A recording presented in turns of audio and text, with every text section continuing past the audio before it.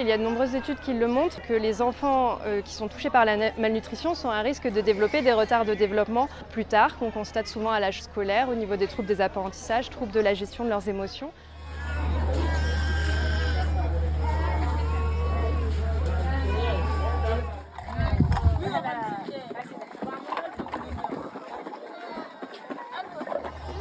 C'était pour qu'il apprenne bien à pousser sur les jambes.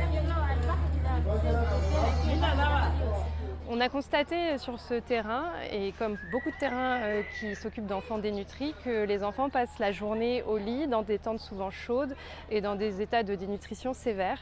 Et donc nous avons commencé à mettre en place depuis quelques semaines des ateliers de jeu et de motricité à visée de stimulation motrice de ces enfants-là. Pourquoi c'est important de les stimuler? C'est parce que ces enfants n'ont pas d'énergie, ils n'ont pas de force, du coup ils ne vont pas explorer leur environnement.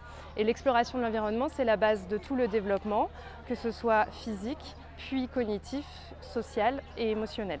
Donc, quand on parle de stimulation motrice, en fait, basiquement, ça va ressembler à du jeu. Où on incite les enfants à se déplacer ou à manipuler des objets avec leurs mains, qu'ils aient un maximum d'interaction avec leur environnement pour pouvoir se développer.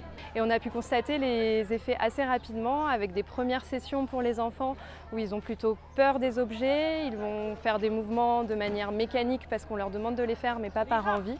Ces enfants, on constate qu'ils manquent beaucoup d'élan moteur et dès la deuxième session, on voit qu'ils reconnaissent l'objet, ils reconnaissent les personnes qui interagissent avec eux et là ils viennent plus facilement d'eux-mêmes pour jouer, pour interagir.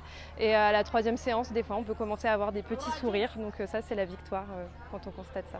Ils répondent carrément plus vite au traitement lorsqu'ils commencent à jouer, c'est-à-dire eux-mêmes, parfois ils prennent leur bol pour eux-mêmes prendre le lait. C'est là, avant, on n'avait pas cette stimuli-là. C'est-à-dire qu'ils ont le retour de l'appétit. Lorsqu'ils ont le retour de l'appétit, c'est aussi un critère qui fait que l'enfant a bien évolué et puis c'est un critère aussi de décharge. C'est quelque chose qu'on essaie de pérenniser avec toute l'équipe, y compris l'équipe médicale et l'équipe paramédicale. Parce que nous, on a vu l'importance de cette kinésithérapie.